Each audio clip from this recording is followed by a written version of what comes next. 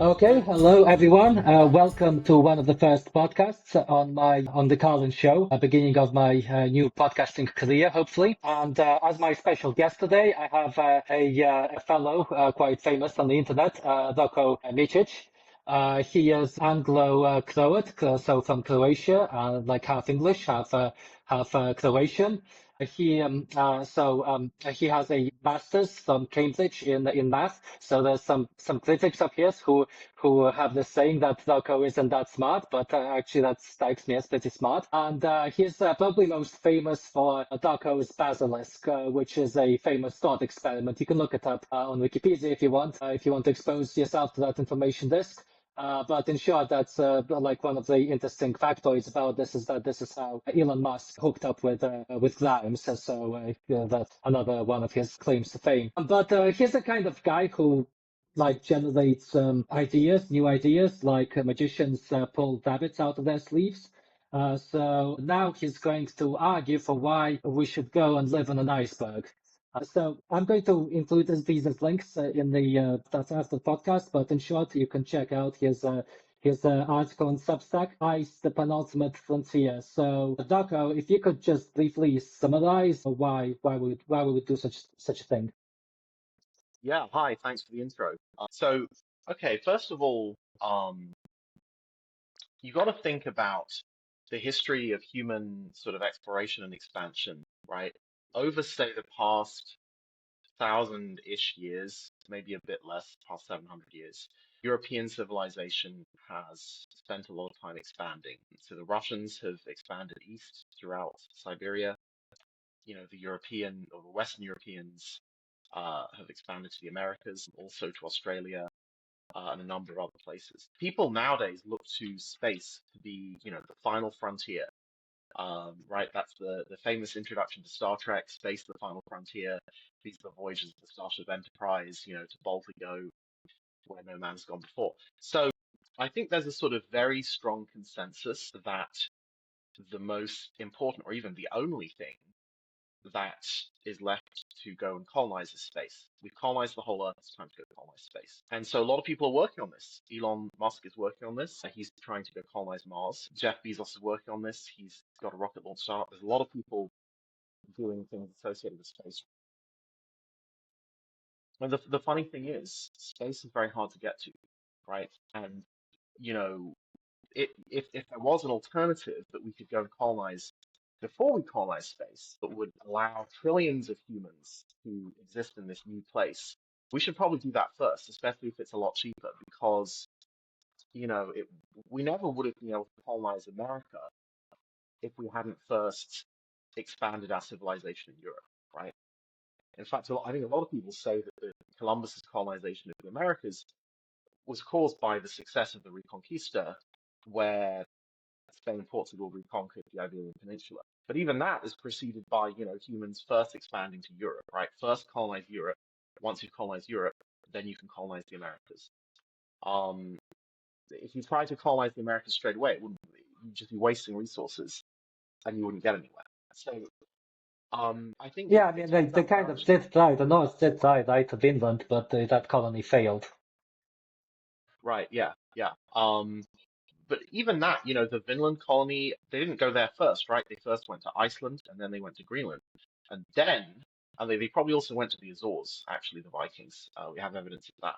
So they colonized all these closer places before they finally got to America. And then, for various reasons, that didn't succeed. But you want to colonize the cheaper, easier thing first, especially if it's also better, right? So imagine if there was a place that's much cheaper to colonize than space, much closer than space, and the result of that colonization is much better. It's more habitable for humans, right? At a lower cost. Well, actually, there is such a place, right?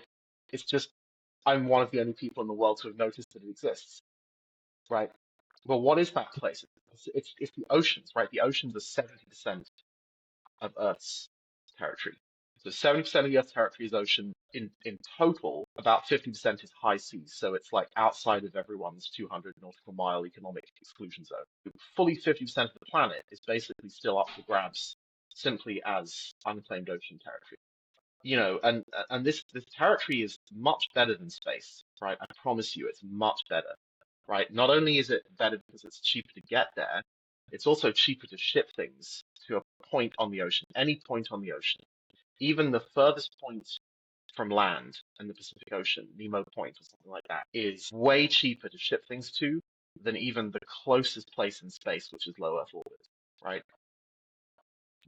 Vastly cheaper. So, people are estimating, I've seen some estimates that basically the new SpaceX Starship is going to achieve costs realistically around $2,000 per kilogram to low Earth orbit. So there have been claims that it'll eventually get to $100. People are taking a bit skeptically, but realistically, maybe $1,000 per kilogram, something like that. To ship, that would be 100,000 per ton, right? If you get to $100 per kilogram, it's 100,000 per ton. You get to 1,000 per kilogram, it's $1 million per ton, right? So to ship a ton of stuff, which is kind of probably about the quantity of food that you eat in 1 year, is $1 million just to low Earth orbit, right? If you want to ship a ton from, China on like a bulk carrier to a random point in the ocean, that's not going to cost you $1 million, right? It's typically going to cost you, some, like $1 for every 1,000 miles or something like that, depending on a few variables. You could probably ship, um, a ton to the middle of the ocean. It's going to cost you like $5 or $10 or something like that. Okay, so we're talking about these incredibly large cost differentials of how much it costs to ship stuff there. But you might be thinking, well, look, Rocco, this is all nice. You can ship stuff there easily. You can get there easily. You can fly there, right? There's all these advantages. You can breathe the air. You have water, liquid water in huge, just sort of vast quantities that's available and relatively easy to desalinate as well. You have all these nice things, but what is lacking in the ocean is basically solid land, right? And I think that's what's kind of thrown everyone off is like we can't really live directly on the surface of the water, right? You can't just like swim there. Yeah, Um, I mean, I guess this is sort of like my question. So the icebergs, why are they better than traditional steading or perhaps land reclamation, like the Dutch are famous for, right. or free floating platforms like sea land, like in the Channel, in the English Channel, or I don't underwater think Sealand colonization? I don't think Yeah. Sealand is free floating, is it? I think Sealand is actually connected to the bottom of the ocean. Oh, The, actually, yeah, the it is. sea Yeah. there is Okay. Yeah. extremely Mhm. shallow. Sealand, Yeah. Sealand is just an anti-aircraft artillery platform left over from World War II, and it's in the North Sea off the coast of England, and it's in extremely shallow water. Okay, so basically, but let me just finish selling you on the idea of the benefits of yours, because I don't feel I've quite sold you on the benefits yet. Assuming you could magically make new land appear, right? Most of the land on Earth, right? The continental land, Asia, Africa, etc. It has a big problem. A lot of it is in Russia. And as a Russian, you could probably tell me what that problem is. What is the problem with most of the land in Russia? Well, it's very cold. Most 70 to Cold. 80% of it is permafrost. Okay. I mean, it's Apart from probably that, still cheaper to be fair than building on an iceberg, but it's also attached to the Russian government, which has sovereignty over that okay, territory. So there's it's cold. institutional problems, obviously. Okay, forget the institutional problems. We've got cold and we've got the human factors. Forget the human factors. Because there's places, like there's places in Russia that are not actually that cold, right? If you go to the sort of in the Far East on the border with China, it's not that cold, right? These places are not particularly valuable or wealthy. Why? Well, because you need human capital concentrations to gather Human there, and they capital? don't exist right now. So people are not going to go to Blagoveshchensk or whatever. Well, I mean, to be fair, Vladivostok is pretty nice city these days. But otherwise, Vladivostok is. Yeah, there's Vladivostok, not but much. right. Yes. But Vladivostok has Mhm. something that, some of these other places on the Trans-Siberian Railway don't have, right? Which is what? I'm going to see if I can torture this out of you. Well, what does it have? Well, it's got ocean access. It's got Exactly, it some has ocean notable access. Yeah, locations. Mhm. right. It has ocean access. So a lot of these parts of Russia one of the big problems with them is they're in fact landlocked, right?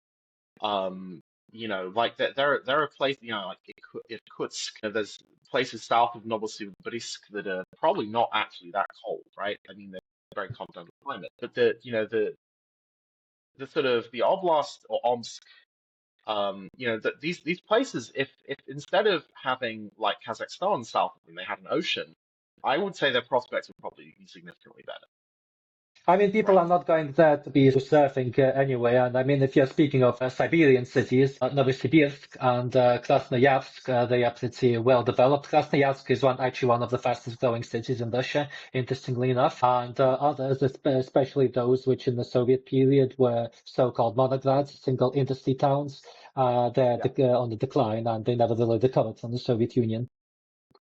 Okay, interesting. But my take would be, look, if that part of Russia had a big ocean to the south of it rather than China and Kazakhstan, it would be significantly better.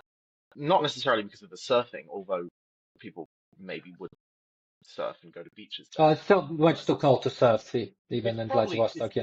it's yeah, Yeah. like yeah, I mean this North Kazakhstan, southern Russia border it's not like freezing cold. It's not permafrost as far as I'm aware. But if I you're mean, to be very frank, if you want probably the key selling feature of Siberia so far as nature goes, that would probably be the Kamchatkan Peninsula, which has a ton Kamchatka, of yes, forests, mountains, yeah, volcanoes, thermal baths. I mean, you can build the thermal baths. It's also famous for heli skiing, so extreme sports. So probably Kamchatka is where you're looking at if you sort of like sure. want more But upscale kind of thing. Yeah. a lot of Siberia has the fundamental problem that it's landlocked, right? So being landlocked, right, means that especially if you're off the main railway artery, which is what gives any life to the region at all, like without the railway, it would be completely deserted.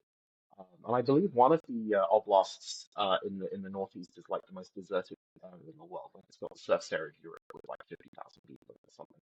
Probably Um, Sakha, Republic, yeah, Chukotka. Sakha Republic, yeah, they're just completely deserted. And I think one of the contributing factors of this is transport costs, right? If you're on the ocean, you're connected by default to a global transport network of container ships, right? You can trade with anyone because assuming you have free access to the ocean, anyone can send a ship to you. And shipping with modern container ships is astonishingly cheap, right? It's just astonishing. I was looking up just for fun the cost of a 6,000 ton freighter. So you can buy a 6,000 ton freighter new for $10 million, which is about the cost of like a really nice luxury house. This thing is massive, right? This is an ocean-going freighter. You could send 6,000 tons of grain or something on this thing, right? Like, ocean shipping is at around $1 per ton, 1,000 miles. It's that kind of level. So sending a ton 1,000 miles, a ton is like the weight of a whole car, and you can send that 1,000 miles, which is basically further than Land's End to John O'Groats in England for just a single dollar. That is just mind-blowingly cheap, right? So if you have ocean access, you have access, you have some tourism and climate benefits by having access to the ocean. You have access to lots of water, and especially if you have desalination tech, it means you're not going to have drought problems. So it's going to improve that. It's going to improve your climate, and it's also going to improve your transport. Now, why am I saying all this? Well, my point is that the land that you could make on the ocean, you wouldn't make it in one contiguous mass. You would make it in a series of small islands, or a series of medium-sized islands, not small, medium-sized. So we're talking probably, ideally you would have at least 50 square kilometers of land per island, maybe a bit more, right?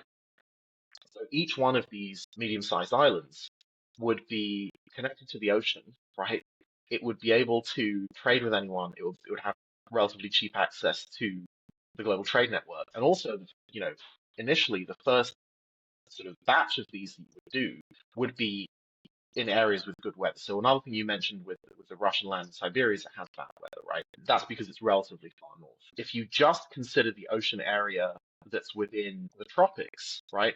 That's still a massive amount of area that's available for construction of artificial land. So the land that you could build on the oceans would be premium quality land. It would be you'd be able to have the best possible climate. You can have Mediterranean climate all the time, right?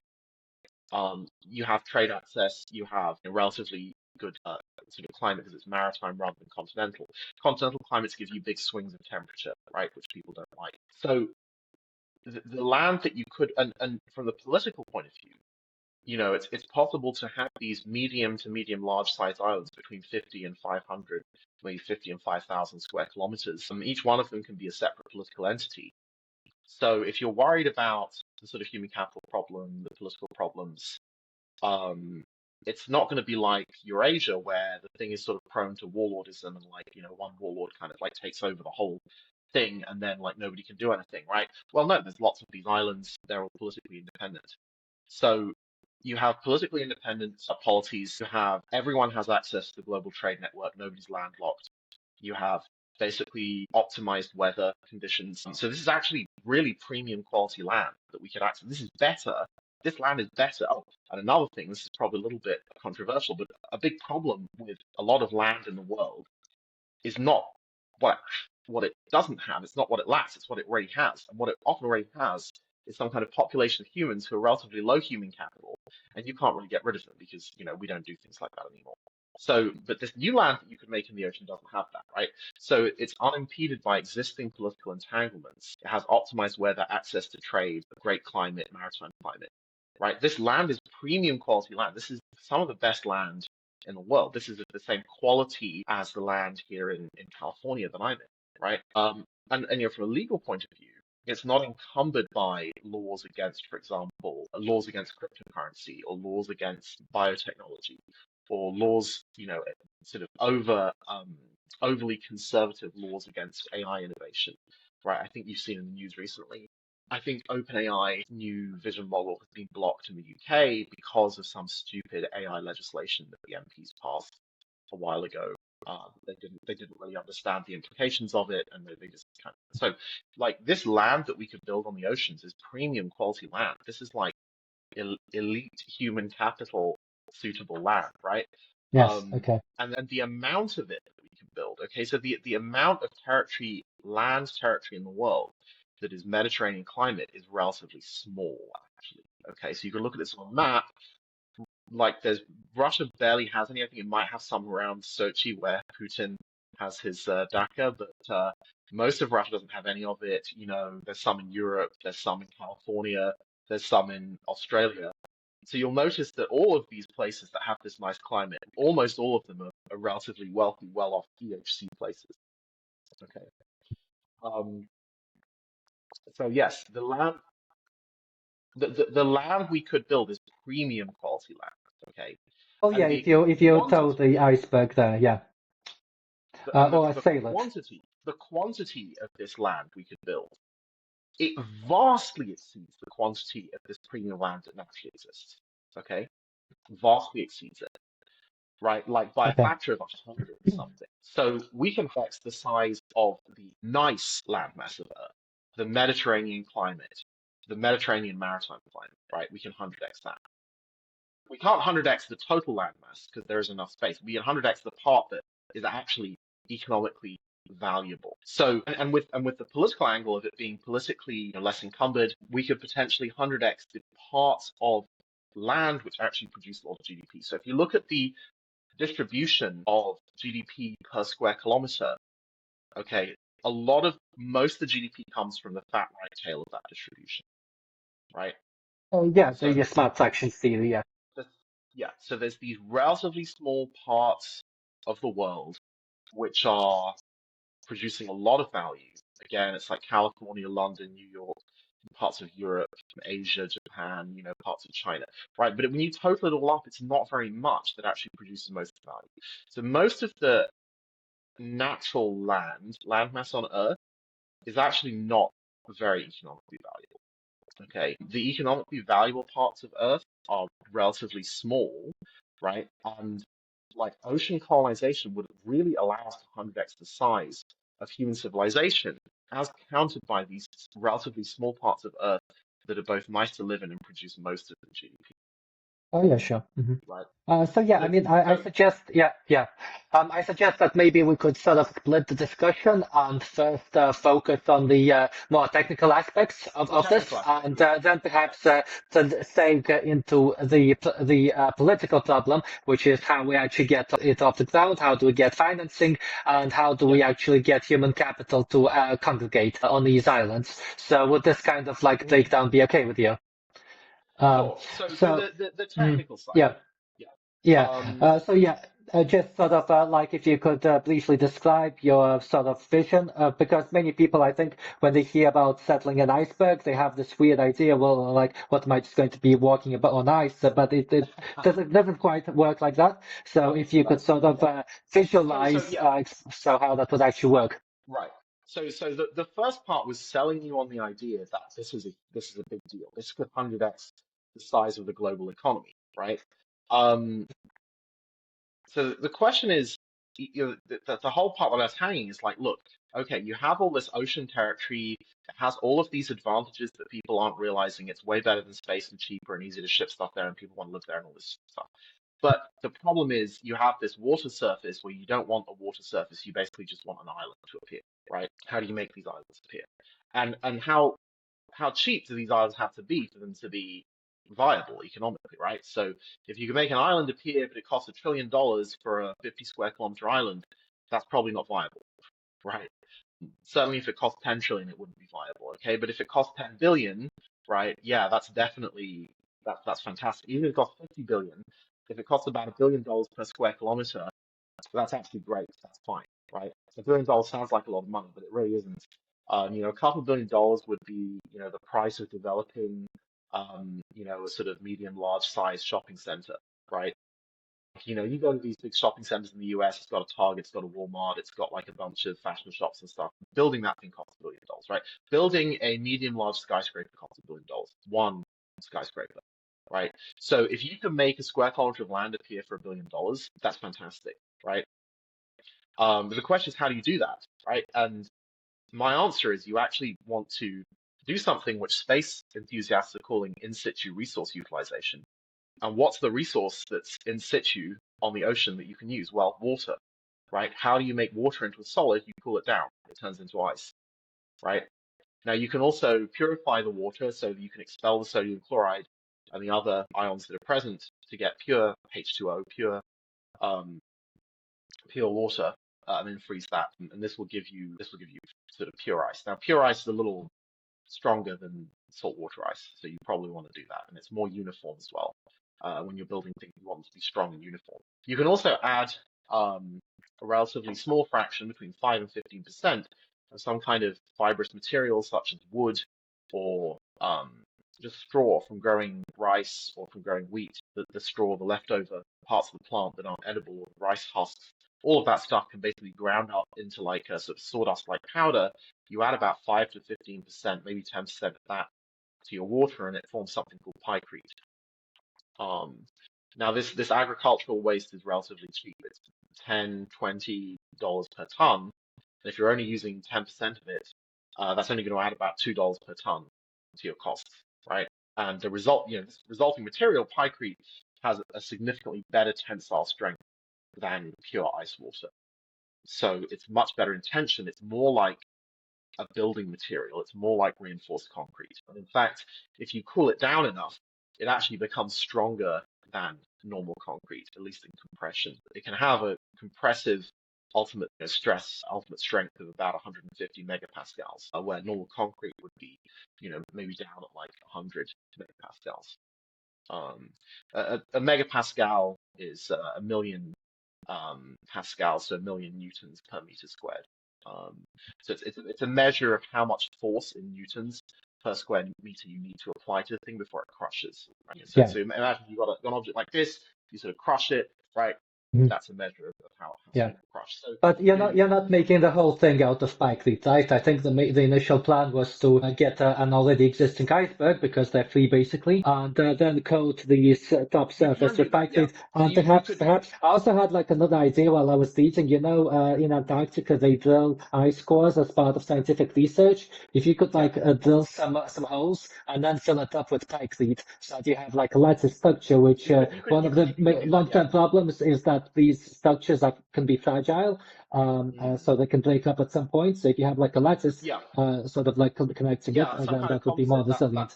that could make Yes. sense. Although I think when you look at it in cost terms, and you have this budget of about $1 billion for a square kilometer, two things come out. Number one, you don't really need to get an existing iceberg, right? So getting an existing iceberg brings in a lot of uncertainty with like you don't know what this existing iceberg really is on the inside, right? You can kind of study it and assay it, but like you kind of buying into something that's a bit of a mystery meat, and you don't really want to do that. So you can just build your own iceberg. And basically the electrical cost of purifying and freezing ocean water is relatively cheap, right? I mean, it's about 30 to 50 cents per ton, right, to do the freezing and purification, right? So just do that, right?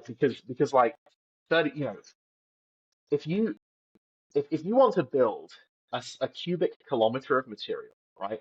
So a cubic kilometer is 1 billion cubic meters, right? Which is 1 billion tons. And if it's about 30 cents per ton, you're only paying 300 million in freezing costs, right? I have a kind of like a technical though question. How would you actually go about this? Because with an iceberg, it's sort of like obvious, like they keep taking off Antarctica once every 2 or 3 years, like big ones. Where would you find a dry dock big enough for the kinds of structures that you envision as being actually So useful? basically, what you would do is you wouldn't have a dry dock. You would assemble the thing from the outside in. So the I think the outside skin is the first thing you would make. And there are a number of different ways you could make that. So one way is you could make it inflatable, right? So basically you take a ship, on the ship, there are a bunch of these large inflatable sections. You put them in the water and you inflate them, you attach them to each other, you make them watertight, and then you start putting water into it. You don't even necessarily have to inflate them with air, right? It may in fact be smart to inflate them with salt water, right? Or a very salty salt water, right? So you have a water purification plant that's going to produce a brine effluent stream, right? So you have the salt water going in and it's split into pure water and brine. And you take that brine and you could use that to inflate your jacket, right? Now, why would you want to do that? Well, you see that the brine part, or certain parts of the brine, especially I believe it's calcium chloride. If you take a strong calcium chloride solution, again, this is just made from the seawater, so it's very cheap, and in fact you're not even paying much extra for it at all because you need to extract that stuff anyway. Um, Yes. this stuff this stuff doesn't freeze until negative 50 degrees Celsius. So you take that calcium chloride brine solution, you can inflate your sort of outer sections with that. Um, and then you can make that neutrally buoyant. You can have relatively small sections that contain air, and the rest is calcium chloride. So you can make the thing completely neutrally buoyant, so it neither sinks nor floats, right? And then because it's neutrally buoyant, you can fill it with the fresh water, and there won't be any kind of structural like forces, right? It won't be trying to like Okay. pop up or sink down, right? Yeah, and I It'll mean, just you'd be also need some kind of wall structure to contain the new water that's pouring in, because as I recall, some of the heights you envisage for these icebergs are 450 meters tall. sure. But you see, if it's neutrally buoyant, like the advantage of building a neutrally buoyant structure in the water is that there are no bulk structural forces. Nothing is trying to fall down Okay. or go up or anything. It's just But like floating. that, just like overspilling, you'd have to be reinforcing the walls at the same time simultaneously as the iceberg gets built up. Right. You As probably as have to as keep it on as it get as reinforcing it the walls. yeah as it gets built up, you build the walls up. The Yes. whole thing just sinks down into the water, right? So you could do something like that. Now, inflatable may not be a good idea because like you probably want something a little bit more reliable, a little bit more robust. So maybe you don't have inflatable. Another thing you can do instead of inflatable is you take sort of relatively large but not huge plastic wall sections. And these plastic wall sections are filled with an insulating material, so mostly an insulating material, and then some of it is filled with concrete. Again, so that the result is neutrally buoyant, right? So it has the same density as the seawater. Yeah. And you can even pre-manufacture these with the foam already built in, but the concrete not included. You can assemble them into the structure you want on the surface of the ocean, assuming it's a relatively calm. And there are some parts of the ocean that are perpetually calm, that never have like high waves. You just use one of those, right? So you just assemble this thing on the surface of the ocean. These sections will be maybe 20 meters in size, and you'd have many thousands of them. So, you, 2,500 of them would be enough to cover a square kilometer, right? Because you'd have 50 by 50. Um, and you'd assemble them. You'd also assemble the walls. Because they only contain plastic and foam, they'd be extremely light. So again, your structural forces would be relatively minimal. You would probably need some support structures you built up, but it wouldn't be, crazy. Um, and then basically you fill them section by section, you fill them with concrete. Um, and you sort of, you time it such that the thing sort of is relatively uniformly filled. It sort of just gradually sinks down into the water with neutral buoyancy. And then once you've filled the whole lower layer with concrete and the whole lower layer is neutrally buoyant, you start putting your pykrete mixture in, which is basically pure water with wood pulp or rice bran or whatever your additives are to make it into pykrete. You pour that in, and then you gradually increase the level of the pykrete, and you fill the walls up with concrete at the same time. So again, the whole thing is just neutrally buoyant the whole time. You don't have any bulk structural forces, so you can make it very big, right? Without having significant structural loads on it.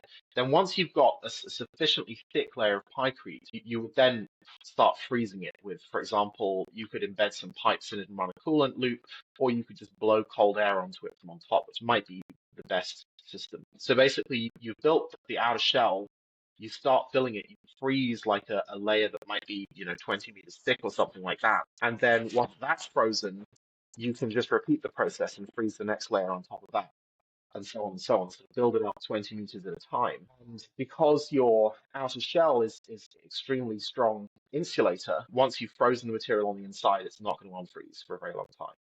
Another thing you can do, which I've sort of, I don't know whether anyone else has proposed this, it's a bit of a new idea, is you can take some of this calcium chloride brine that melts at a very low temperature, and you can create basically tanks of this stuff, right?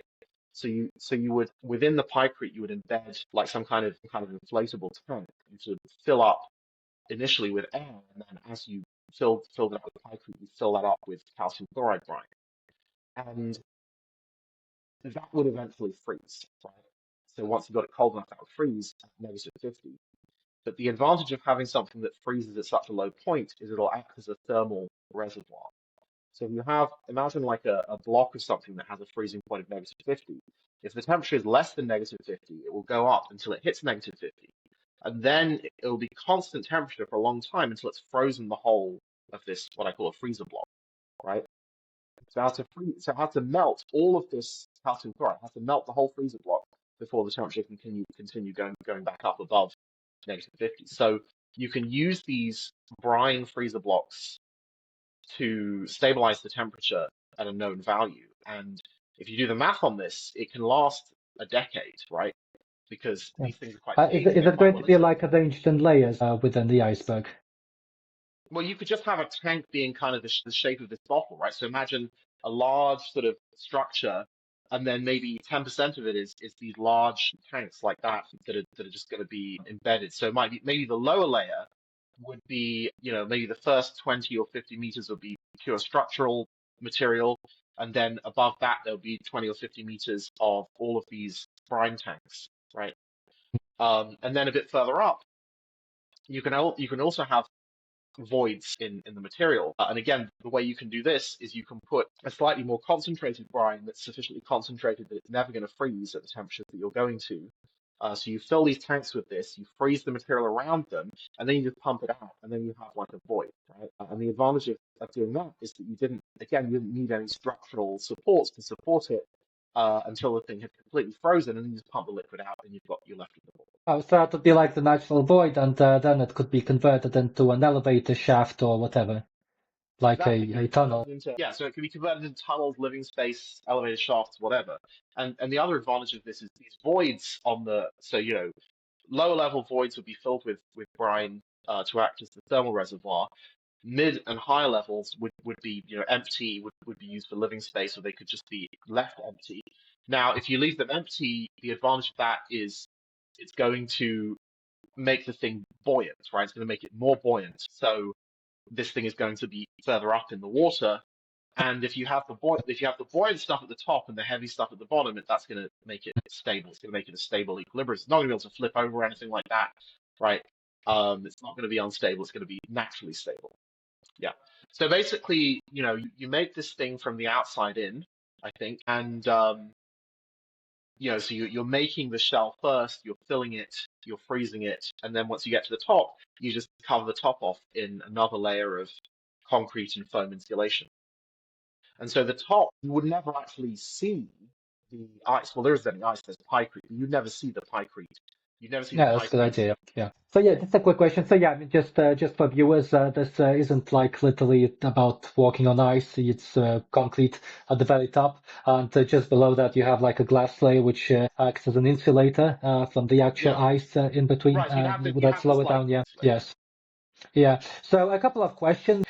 Uh, like the iceberg, how many people do you envisage a 2 kilometer by 2 kilometer iceberg as having? Like 40,000 Well, people? yeah, so you could if you could have 20,000 people on it, or you could go up as high as 50 or 100,000, depending on how many layers. Because you can have if you have sort of one layer on the top, and then you can have multiple subsurface layers, which can themselves be part of the city, right? And this three-dimensional city concept has never actually been realized, right? Nobody's ever built this. It But strikes I me as think kind of like a floating hive city from Warhammer, because you have like probably the more prestigious locations at the very top of the iceberg, exposed to nice sunlight, and well, down below I you would have sort the of ones with the coilux ceilings, which mimic the sky, and in the very bottom you have the poors and the mutants who are servicing the utility tunnels. so there'll be no mutants. There'll be no mutants. But I think probably people will actually organize themselves by district rather than by layer. So if you're in a given district, because this thing's going to be 2 kilometers wide and maybe 300 meters tall, or maybe 400 meters tall, right? So it's going to be a lot wider than it is tall. So basically, the things that are on the layers underneath are going to be much closer, much easier to get to. Because basically, if you're on the top layer, to get to the bottom layer is going to be like taking an elevator ride in a skyscraper. So it's going to take just a minute or two to get down there, right? Depending on how fast the elevator goes. But they can go relatively fast. So everything that's on the layers underneath you is going to be very quick to get to, right? So I think they will be organized by horizontal district much more than by layer. And why would people want to go to the bottom layers? Because it's like, well, it might be dark or dangerous. So first of all, you don't make it dark. You want to put daylight imitating skylights there, right? So you can buy these now. They're relatively good and cheap, that use parabolic reflectors and Rayleigh scattering using nanomaterials to produce like a pretty convincing artificial sky. So I think you can use that tech to build artificial skies on the lower layers, um, for the ones that are going to have people on them, that people are going to want it. But people are just going to find it very convenient. It's very economically convenient to have a three-dimensional arrangement because it means everything's more closely packed. And there's more space, right? So, one of the problems with contemporary cities is it's hard to pack in all of the economically useful stuff and also lots of wilderness like parks and stuff like that. But if you have 7 layers, you could have, in each district, like one or two of those layers could just be a wilderness area. So you could have like a financial district on top, and then the layer underneath that could be, like residential apartments and stuff, and the layer underneath that could be a forest, right? So if you want to go to the forest, you can just do that in your lunch break. It's only a 1 minute elevator ride, 2 minute elevator ride. Yeah, so it's kind of like going to be like one of those. closed kind of ecosystems that's supposed to, like a terrarium, that exists Mm. outside of the natural world. Well, I mean, at least if you're speaking of creating some of these zones within the iceberg itself, as opposed to the surface. Right. So that would should sort of probably require quite a lot more research because I mean these kinds of closed ecosystems they're pretty complex to set up in a way that they don't collapse. But the Well, reason I it's also not asked about completely yeah closed. It's going to have access to outside yeah air, right? hmm So yeah it's not going to be and sunlight, which is the different. most important It's aspect, not going right? to have the ones underneath are not going Mhm. to have access to real sunlight, but they're going to have the artificial skylights that you make, which can be made to be relatively close to the real thing, although they're going to be significantly less powerful, right? A lot less So powerful, yeah. probably about 10 times less powerful than the real sun. So the real sun at midday is about 1 kilowatt per square meter. I think something like 100 watts per square meter um, is sort of like achievable using LEDs without it being like, crazy expensive. But, you know, like, yeah, that's basically going to be about as bright, probably about as bright as it is right now. If you can look at, well, you can't see, but basically it's sunny outside, but it's also like intermittent cloud, and the sun's relatively low in the sky. So it's probably roughly this level of illumination that I have right now. Okay, yeah. Yeah, I mean, another reason I asked about the population is that 40, 50,000 people are going to produce a lot of heat just by themselves. So you'll need a pretty rigorous solution, not just for insulating the bottom layer of the iceberg, which you've sort of discussed. You want Yeah, to arrange a grid of plastic balls with air inside them to break up the convection cells of the water, yeah, so that, the cold water sinks, the hot water rises, which is how the yeah. You icebergs can you melt so can do that. quickly. Yeah. So you The can the other so you the other describe how you solve this, but how do you solve the insulation problem from within the structure itself, I think the I and the think from heat that the humans are going to be generating?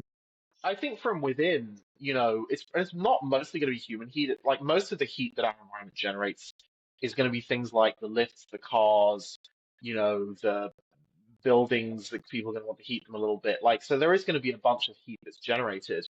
Um, but you see, it's going to be relatively easy to remove heat down to roughly 5 degrees Celsius because you're going to have access to ocean water. And if you go a couple of 100 meters down in the ocean, the temperature rapidly drops to about 5 degrees, right? I think you only have to go 500 meters and you get to 5 degrees anywhere in the world, even in the tropics. So you have basically unlimited amounts of free cooling from the sea. Um, so you can have cooling to cool the ground down to that temperature. Um, but then the iceberg itself has to be kept very cold at like -50 or -40 or something like that. And that's for structural reasons to prevent creep deformation and to make the ice stronger. So that's still a relatively large temperature differential of about 45 degrees, maybe more, depending on exactly what the parameters are. I don't know exactly how cold it has to be. But basically, you just make the insulation on the internal walls thicker. That's all you have to do. You just make the insulation thicker. So, if you have 1, 2, 3, 4, even 5 meters thick insulation on the internal walls, and this insulation is just a closed cell foam, so it's basically the same stuff that you insulate the roofs of houses with. If you just make it thicker, it'll reduce the heat leak linearly with the thickness. And if the size of these internal chambers that the underground cities are going to be in is about 100 meters or something like that in size, then you can afford to have 5 meter thick insulation, and that only takes up, about 10% of the internal volume. So that's acceptable. That sounds good. Yeah. Yeah. Mm. And the heat Yeah, leak and is then reduced.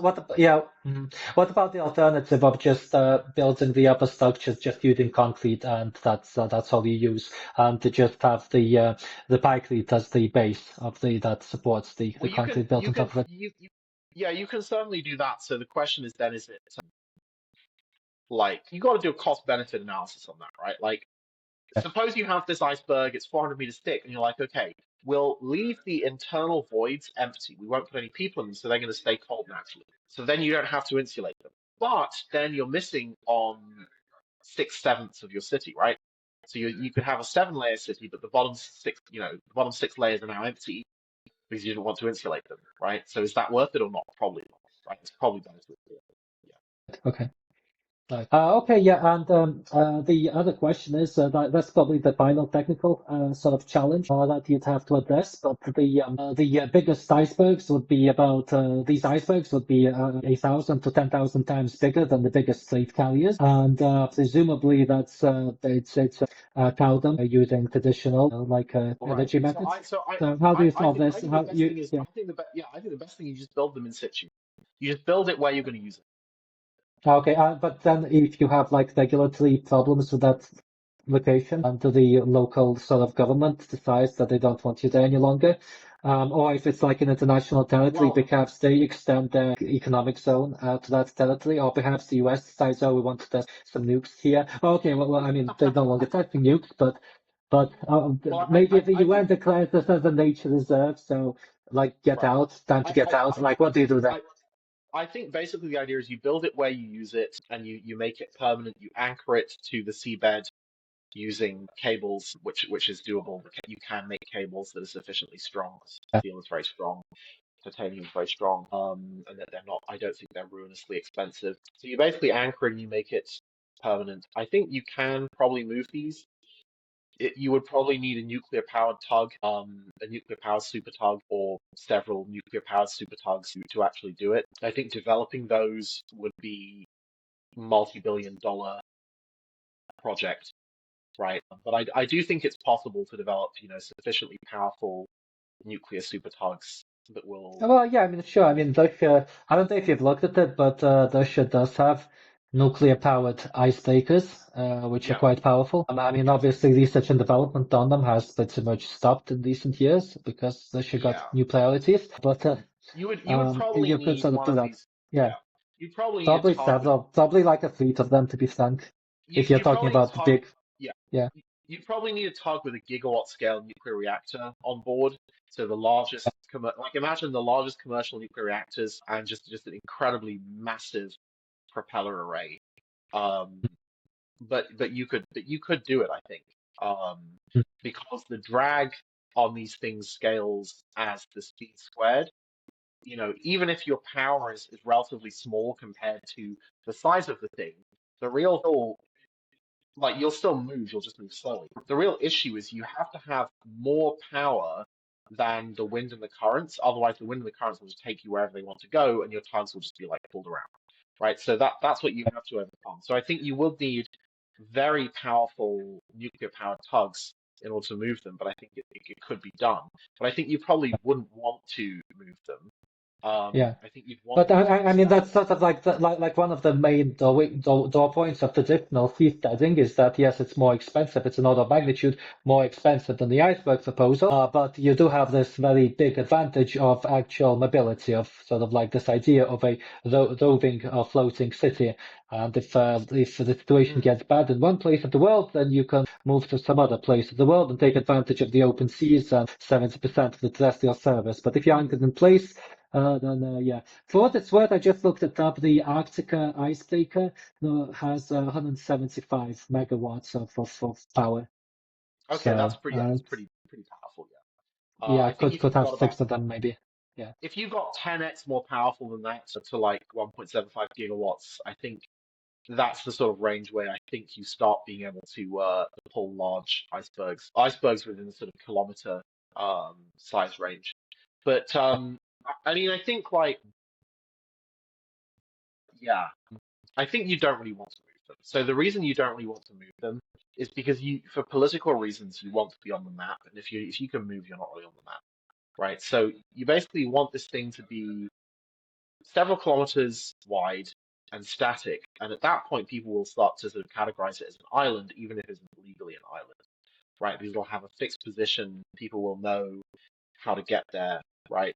People will know, people will be able to basically Well, make I mean, I don't plans. think knowing how to get somewhere is that big of a constraint in Well, the but I mean, it's like age of if you have, Google Maps. Yes. And yeah, but it's like, mm, if you have a place, people want to know where that place is, right? Like, what is it close to? What is it far away from? What's the weather like there? right? I'm not actually sure. I mean, I think there's a kind of romantic attraction to this idea of. Are you familiar with the sci-fi story Mortal Engines by Philip Leaves? It's basically for some reason the cities became extinct, and a British engineer came up with the idea of mounting cities on tractor engines. So they're moving about, and they practice something called urban Darwinism, in which the bigger cities hunt down and swallow up the smaller cities. Yeah, it's a pretty absurd concept. It's a children's book, to be fair, or young adult, to be more precise. I think, yeah, actually, some of those cities, like most of those cities are terrestrial cities, but some of them are like oceanic cities, so they prowl the oceans and like eat the smaller cities, and some of them prowl the wastes of the Arctic Ocean, and they have like these big skis which they like slide along. Yeah, So I I mean, mean, this kind of like so yeah. image is very attractive to me, and I think that fixing these icebergs in place kind of detracts from that aesthetic image. Well, maybe detracts from the aesthetic, but I think in practical terms, you want the things to be fixed in place. Okay, I don't okay. think I don't think there are really any advantages to having it moving. Like you pick the best place and you stay there. You have like relationships with people and other countries, and you want to pick a place that's more than 200 miles away from any existing country. Ideally, more than 300 miles away, so properly significantly further out from their um Yeah. from their I sort mean, of but commercial that's a borders. sort of like another argument for making them mobile because right now the hottest place in the world is probably Silicon Valley because all the AI stuff is concentrated there. So right now you might want to park the city, say 400 kilometers off San Francisco. But Hmm. assume that San Francisco gets hit by a tsunami or something, and you want to, and the new Yeah, I center mean, of like I guess AI and maybe biotech right. becomes Yeah, Shanghai or whatever, or Taipei or Bangalore, then you sort of like want to throw it to the other side of the world to be closer to yeah. I that mean, uh, that's a good point. key hub of Yeah, activity. maybe in the very long term, over decades, economic conditions would change sufficiently that you would want to change your location. Um, Obviously, it would be expensive. You'd have to have these specialized super heavy tugs that don't currently exist.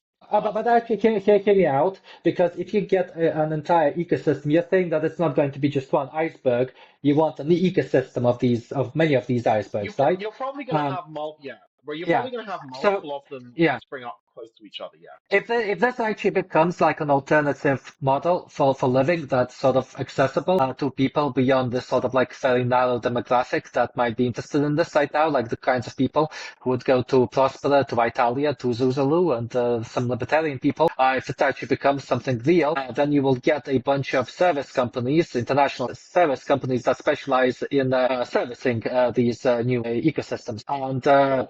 like one obvious niche for this would be constructing these kinds of tugs. Now, as I said, you already have the Arctica class icebreakers, which Russia has, which, as you say, if you build 10 of those Arctica icebreakers, then that would probably already be sufficient to tug Oh, one such well, icebreaker, you probably want like three of them. iceberg. Yeah. You probably Mhm. want like three of them that are each three times more powerful rather than building 10. Okay. Yeah. Yeah, Yeah. but it's sort of like a solvable. It seems like a solvable problem. I It mean, is but solvable. Yeah. obviously It is something. Yeah, solvable. Yeah. yeah. I mean, It those is ice lake is solvable. not even super expensive, actually. Sure. Yeah. I mean, it is solvable. Being static, being basically anchored to the ocean, sitting in one place is advantageous in the short term. In the medium to long term, some situation could arise which could incentivize them to move. But I think movement would be very infrequent. It would be a huge deal. It would be like, it'd be kind of like a decision equivalent to like, I don't know, like Brexit level decision, right? Or Uh, I mean, if England was an iceberg, with Brexit, we could literally have towed it away from Europe, right? But it's like a big deal. It's like like a big decision, right? So yeah, maybe. I mean, we each hold a share of the iceberg token. Like we vote, and if like sufficient numbers of token holders want to move somewhere else, then we move, right? You could have that. You could have some more sophisticated governance system, but yeah, basically, a sufficiently extreme circumstance akin to Brexit could incentivize them to go through the hassle and political difficulty and disruption of moving. But I do think they'll mostly want to be fixed in position because people will work out what the best position is and that's where they'll build it. And then they'll Yeah. anchor it to the floor. There'll be a cost associated with laying down those anchors. And even in some places, there are seamounts in the oceans, and they may actually anchor it to the top of a seamount because it'll mean the anchor cables are a lot shorter. Oh Um, yes, yeah. Mhm. so Yeah. and I therefore mean, cheaper. I guess a lot depends probably like also how expensive and technically complicated the anchoring problem is going to be. So yeah, I mean, apart from the cost of the nuclear tugs, Yeah, I mean, in principle, it's probably a good idea to build nuclear tugs and develop that whole industry anyway, because as you are aware, the Northern Sea Route is a lot shorter than the route which goes to the Suez Canal and the Malacca Straits, and it's also less geopolitically risky because, I mean, you have those two bottlenecks. Whereas if you could sort of like clear it out to the Arctic Ocean, and you can do that with some of the bigger, more yeah, powerful ice yeah. breakers, then that's sort of like a ready-made market for that that already exists. It's just that nobody's really interested in this, and I mean, Russia isn't a reliable partner and so on. But I mean, if you have sort of like a more capitalist kind of like world and development trajectory, then that sort of thing might develop anyway, even independent of these speculative icebergs installations. Yeah, it's possible, but yeah, I think I'll probably mostly be static. I think mostly people will go to them, right? So the way they'll go to them is likely by flying plane. I know that Russia is one of the developers of this. Also, China has a flying boat or an amphibian plane, which has a like 5,000 kilometer range or something. So yeah, I mean, but I think that the key is like once somebody has done one of them at a sufficiently large scale for it to be economically self-sufficient, well, not self-sufficient, but self-sustaining. So it has to be able to pay for itself. It doesn't have to be able to manufacture everything. We're not talking about building a new North Korea, a kind of like indigenous manufacture of anything. We're just talking about having a sufficiently large economy that it can pay for itself, that it can produce the level of public goods and services that are needed for the thing to become self-sustaining. And I think that happens probably around between 30 and 100,000 people, right? So once you're above that threshold, the thing just becomes profitable. And then once it's clear that it's profitable, I think people will start building the second one. And the second one may be simply a partner of the first one. They may be part of the same political entity, or maybe the second one is a different political entity in a completely different location. Or maybe you have this sort of Balajian network state system where you can have one political entity, like for example Vitalia or Zuzulu, which controls an ice colony in every region of the world. So you have the Vitalia colony in Asia, which is anchored off Singapore. You have the Vitalia colony in Europe, which is anchored off Montenegro. You have the Vitalia colony in the Americas, which is anchored off of, Honduras or El Salvador, right? Or whatever, right? So you just Yeah. have these sort of anchored all over the place. And then maybe you have some of them that are just oceanic, they're in the middle of the ocean. Maybe those would be the larger ones that are like out there in the middle of the Atlantic or the middle of the Pacific that people still want to go to just because it's a politically friendly environment. It has all the things you need. It's not You're not making any lifestyle sacrifices, but you have more political independence because you're like 10,000 miles away from the nearest serious country. So you could have something like that. Yeah. Yeah, I mean, if it becomes a mass thing, I mean, I think eventually the sort of logical endpoint of this would be probably an oligopoly of companies that specialize in iceberg construction, like not iceberg, but iceberg, as in like a city, yeah. Right. Yeah. Yeah. And like these different entities, either parastatal entities or just network state-like structures which kind of don't want to be under the sovereignty of existing nation states. They just order them to their specification, and Yeah. these companies will just specialize in constructing them to customers. Yeah. Like you have luxury yacht, super yacht construction companies today, like Yeah. Maersk and Yeah. stuff like companies like that. Yeah, Yeah. yeah, yeah, right. And Mm. so then, spinning up a new location, spinning up a new place becomes something you can buy rather than something that has to be generated through these idiosyncratic one-off events like a political revolution or a war or something like that. No, no, no. It's just you want a new country. Me and you sit down. You get together with a bunch of people. We say, okay, we want a new country. Bam, $5 billion to this company. There's the place. Okay, there's a new place. We can go live there, right? And even with the way that AI and robotics is going, not only can you spin up the place, you can also spin up the labor, right? So you don't need to import a bunch of migrant laborers from some third world country because you just use Tesla Optimus, right? So the iceberg or the Icestead is the place. A bunch of Tesla Optimus robots are going to be there to do the construction and cleaning, cooking, whatever other crap people don't want to do. And then all you need to do is basically need to recruit the people who are the citizens, the people who you want to live with, right?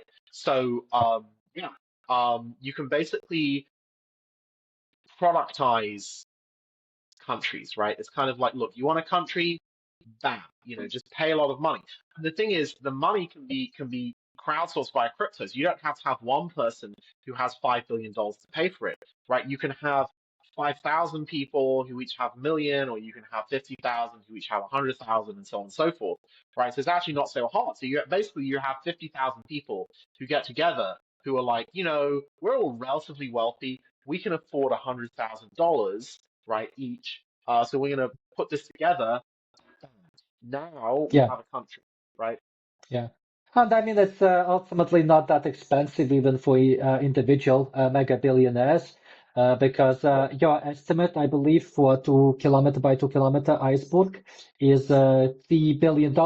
So even if that's off by an order of magnitude, which frankly probably is, more like No, I don't a think it is. first I don't think it is. on a first attempt, tons of things Well, go wrong. the first Yeah. attempt is going to be more expensive, but Yes. Yeah. this is the cost Yeah, once it's but no I longer the mean, first one, even the if you tenth look one. at, I mean, even if you look at some infrastructure projects, there's the example of the infamous Big Dig in Boston, which you might have heard of, but it was basically this project to build a tunnel under the river. Pretty simple, but Oh they somehow no, wasted yeah, I have heard $20 billion this. on it. It was backed by corruption, to be fair, which you wouldn't really expect of Boston, but since it's sort of like it's a elite human capital city, but you like these things do happen even in such Yeah, places.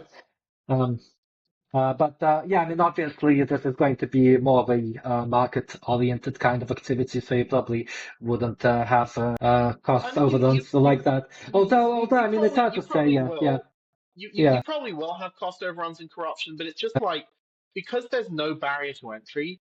If it becomes clear that a given ICED project is riddled with corruption and it's being mismanaged, everyone can just pull their money out, right? They can just pull out and be like, "That's it, I'm out," and they can go and form another one with a different leadership team.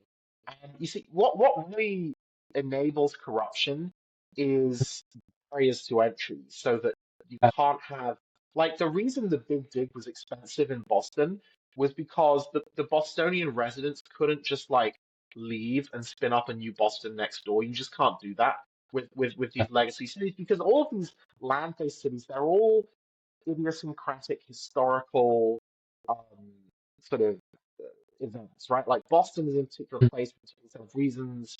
Like, it's situated, these are its neighbors, these are its transport connections. Land transport connections are fixed and expensive. To build a road or a railway to a new place is expensive. Sea transport links, sea and air, which is what this would use, are not fixed. You don't need any infrastructure on the route from point A to point B. You just the water. The water is the infrastructure. And for the passenger flights for the air, again, the air is the infrastructure. So there's no physical infrastructure that's fixing these in place, and there's no like geographic and territorial considerations. So like if you wanted to make another Boston in like Arkansas or like Kansas or something, it would be much less valuable. And the reason that relocating Boston into Kansas will be much less valuable is because Kansas is landlocked, right? A lot of the reason Boston is valuable is because it's on the sea, right? Because that means it has better weather and like, yeah, I mean, I think in theory it means it has better boat transport, but that's actually not true anymore. But still, like, access to the sea is valuable. It's important. People care about it. Um, and that's and whether you have access to the sea, like good terrain that's suitable. All of this is like these geographical, historical like circumstances that are very unique, right? Whereas if you're on the ocean, basically, large swathes of the ocean are just completely interchangeable, right? They're just generic ocean. Yes, there are considerations about weather. Different parts of the ocean have different weather, different climates. But there's still very broad considerations, right, that affect huge areas. So if you're anywhere within this like massive band between the tropics and you're away from land, it's basically all the same. Yeah. Just one sort of issue though is that how like the land on these icebergs is going to be pretty limited, and one problem is that airports in particular, as you know, they take up a great deal of land. So Yes. where are the airports going to be, and I also think I think what I think yeah. what you're gonna yeah, I think what you're gonna do for the airports is you're gonna use flying planes. Sorry, flying boats. So basically, or Like a amphibian kind of plans.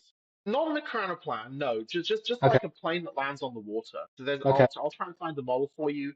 Okay, I'm familiar with the flying boats as well. The problem is that they need calm seas, though. Say what? Oh, They they need need calm the seas. very Yes. consistently calm seas, yes, or Yeah, but bodies you of you water, kind of you preferably. kind of Yeah. already yeah, you kind of already want to be in places that have relatively calm seas. Um, so the other thing you can do is you could use airships. Airships are kind of making a bit of a comeback, but they're a lot slower. Oh, So yeah. I Mm. so I think probably, for medium urgency freight needs, you may use the new generation of airships. But I think mostly you're going to use these flying boats. So there's one called the AVIC AG600, um, which is which is like a Chinese flying boat. So let me see. Okay. It Mm. has a length of 40 meters, a wingspan of 40 meters. It can carry 50,000 tons. Oh, sorry, 50,000 tons. Sorry, 50 tons is the max takeoff weight. It has a speed of 560 kilometers per hour. It has a range of 4,500 kilometers. Um, so yeah, it's pretty. The AVIC AG600 is pretty beefy, but it can also take off from a normal runway. It's an amphibian, so it has a hull, so it can basically land like a boat, but it also has wheels that come out of the hull and then stow away again for landing on water. So I think I mean, basically what's going to happen. yeah, I if think you're basically kind what's of happening. brave. Mhm. If you're brave and if they can sort of like make the AI on board planes sufficiently accurate, then you said you have multiple layers on the iceberg. If you could just devote one of those layers, like considerably the one of the ones which are considerably above the water level, just to airport function, then you could probably Well, I actually mean, fly the in. other thing is you could just use the Yeah, top layer, right? You just use the top yeah. layer as the But, right? but the top layer Okay. is sort of like very prestigious. It's going to be hilly. It's going to have to look nice. That's true. I think basically Yeah. you want to make the top layer hilly, so you probably don't want to do that. The other thing is like there hasn't been very much pressure for this, so it hasn't happened. But like, there's stuff like the V-22 Osprey tilt rotor aircraft. Like there's no reason you can't make bigger versions of the Osprey, right? It's just that there hasn't been commercial pressure for that, so nobody's done it. But you could basically make passenger plane size tilt rotors and probably with modern like electric multiply redundant engines, you wouldn't have the safety problems that the Osprey has had. So basically, you have these sort of eVTOL type aircraft which have like multiple electric fan blades.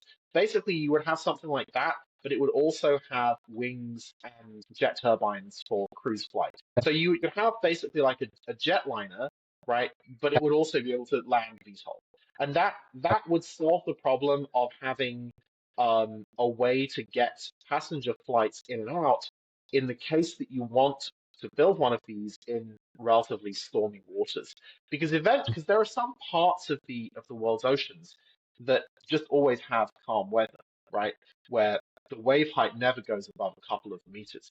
So in those places, you can probably take something like the AG600 and just use that, right? You just always land on the water. You can build a concrete breakwater around an extended area that's big enough for it to land on if you want like to have like an additional layer of of assurance to make it a calmer landing, you could do that. But I think if you did want to, because eventually I think once this once if this becomes really seriously accepted as a way to do things, eventually people will want to push out into stormy waters because they'll eventually start running out of room in the calm areas, right? Or at least the areas that are both calm and have like sun exposure, right? So then I think what will happen is you'll probably get things like the tilt rotor or VTOL capable passenger cruise planes. Um, You know, all because places futuristic it's like stuff. that's kind of, yeah. I mean, it's not even hard to do. Like, it's not. That's not like we don't have the tech to do that. We absolutely do have the tech to do that. It's just there's no pressure to do it. There's no reason to do it because Yeah, I think like from a more practical perspective, I mean, I was just sort of like randomly thinking about this, and at least for the first attempt, it might actually be much more practical to have a an abutting deck made of concrete and reinforced steel that projects itself to the side of the iceberg, and you just land commercial aircraft, not the like the massive ones, obviously, the you jumbo could, but jets, but it's just like it's normal going to ones, yeah. be like And yeah. I mean, they can and you can fairly the into thing the is hangars yeah, but but within the but but iceberg but, itself. but the thing is, it's going to be very expensive to build that, right? Whereas No, no, you I can don't think so. I buy mean, no, that is the cheapest variant you initially can because the technology, you can like these yeah, but aircraft, passenger aircraft you can already exist. Yeah. sure, but you can already buy an AVIC AG600, right? Like you just buy Hmm. them. They're just Okay. like $50 million or something, and you have one, I mean, you preferably right? want something that local airports can sort of like accommodate as well They can and because have in it's an stock amphibian. The and AVIC have in stock AG600 does have what? and have in stock. Well, you Well, just like buy it. You just buy it. You just buy it, okay, and then but you charter the yeah. flights. Okay, okay. It will probably be easier to just give people the option of flying in like conventional plane as well, though. I mean, that would probably still Well, be quite a lot cheaper. Hmm. if you want to fly conventional planes in, you have to basically devote a very large portion of your very valuable top surface to to like a physical runway, and they have to be extremely large, right? They have to be Not like the top surface. You can you can extend one of the layers to the side of the iceberg using concrete and reinforced steel to support that structure, and basically make an aircraft carrier like deck. Bigger yeah. than I an mean, aircraft, obviously, yeah. because I but mean, you could do that, but you probably wouldn't, right? Like you probably just use a part of the top, right? mhm. Because like you don't Yeah, want but then to. it ruins the sort of the aesthetics though, which is why you sort of Well, want to yeah, I have mean, it at the side. yeah, Yeah, you could have like a part of the top surface that was like yeah. lower down, Well, right? You could do, one of the sides of the iceberg will have to be have an industrial character anyway. The part that's responsible for taking in freight ships, for instance, and it will have those cranes. It won't look very good anyway. So one side of the iceberg isn't going to look very good anyway, and that could yeah, I mean, host the yeah, I aircraft mean, carrier deck. you could, but I think ultimately you probably won't. I think probably Okay. Mhm. just buying one of these existing flying boats is very cheap. We know it works, and you're not going to have to make it like because if you start saying, well, we're going to have a top of the iceberg, then one part of it's going to be like, like a runway. You're making a lot of compromises in the design. Also, you have to consider the thermal implications of this because, like, you know, you're kind of like increasing the surface area of the thing. So you're making a bunch of these compromises to have an airport. And the thing is, an airport's also kind of loud. So people are not going to want to live near the airport because this thing is quite small. It's only like a couple of kilometers across, right? Okay. Everyone is now going to be close to this airport. So Oh, it's well, going to I mean, in significantly. fairness, it's not a big iceberg. I mean, the flight is only going to happen once a week, perhaps. So I mean, that is Well, not a big deal, I think. yeah, I mean, you probably want to have daily flights in and out, right? Just for convenience. Even if it's not economical to do that, you probably just want for convenience for your fly in and out. So, people feel so having a flying boat has the advantage that the thing can land like a couple of kilometers away, and then you know you can basically ferry people in on a fast boat. You can have some kind of exterior floating station that takes care of that. Okay. Um, Yeah. yeah. So like certainly initially, I think you just want to use these flying boats. Okay, yeah, fair enough, yeah. Okay, yeah, I mean, I'm guessing this is sort of like the one of those questions that will have to be answered once we actually get some people interested in it Yeah, I mean and this is get some this is funding kind and of so like on. a And yeah, this yeah, is kind of like a yeah, luxury problem. Yeah. yeah, yeah. Well, I mean, it's been 80 minutes, so I think we should move on to the next Okay. discussion, which is no less important than the technical aspects. I mean, I think hopefully you've convinced people that this is technically feasible, not that the breakneck Maybe just economic costs. At any rate, right. it's a lot of magnitude cheaper than conventional seasteading solutions, and it's certainly It's not many, magnitude. It's many more like orders two of or twenty. magnitude cheaper than settling Mars. Yeah. Which you need like a population of millions of people at least to support a self-sustaining industrial civilization on Mars, which is Well, like what you really need if you also want to be resilient against existential risks and yeah, some bad I AI outcomes on Earth. Yeah, I think you need more than a million. I think you actually need like a yeah, trillion people on Mars to yeah. make I it mean, self-sustaining. Um, yeah, yeah, possibly, yeah. A lot of people anyway. I mean, there's some calculations on this that, yeah, maybe a million, maybe a billion, who knows. But yeah, I mean, it's certainly not something that's going to be super relevant in the 21st century, I believe, unless the robots and AIs literally take over. But in that case, yeah, I mean, that's sort of yeah. like a moot point anyway. But yeah, I mean, I hope we've convinced you, Rocco has convinced you that this is sort of technically feasible and worth seriously considering. But the other main question that I want to ask you is who is like one of those memes, what is stopping you from moving to the city, right? On Twitter, like some to that or to Berlin or whatever. Like, what is stopping you from moving to an iceberg? So, like, here, my criticism, like, the world is vast already. There are 200 different countries to choose from. Within the US, which has liberal economics, you can go to San Francisco if you're a tech bro, or if you want to just like discuss philosophy. It's sort of like the equivalent of ancient Athens. You could go to LA if you're into fashion and entertainment. New York City if you're into finance, Miami if you're into crypto, Austin if you want to go to SF but don't have enough money, or if you don't like the US or can't go to the US, you can be or have a remote job and want to take advantage of the cheaper prices while having access to historical sites. Well, there's Europe, there's Japan. Tokyo is very cheap now. Berlin, I stayed in Berlin for 6 weeks recently. It's our city. I think it was something like 1,300 euros for 6 weeks, which is like extraordinarily cheap by the standards of many US cities. So you could do that. You could go to a charter city like Italia. Obviously, Italia and Prospera, they're having problems with the Honduran government. But you could try to find alternate location with systems with more predictable rule of law, or you could just focus on being online and building up your presence within the metaverse. So, I mean, I know metaverse was a kind of like a bubble a couple of years ago, but you're sort of cryptocurrency pilled. You know that metaverse is something real. You can own rigorously, crisply own aspects of the digital world through decentralized blockchain technology, of which the metaverse is a part. You can construct artificial worlds within the metaverse. And with the chances in virtual reality, you can interact with the metaverse in a finer detail. So what I'm asking is, with the array of options that you already have at your disposal, what is the argument for a sort of like a person who's ambitious and smart and interesting, wants to make money and accelerate progress? What's the argument for their moving to the iceberg? Like how would you? Why would you move there? Why would I move there?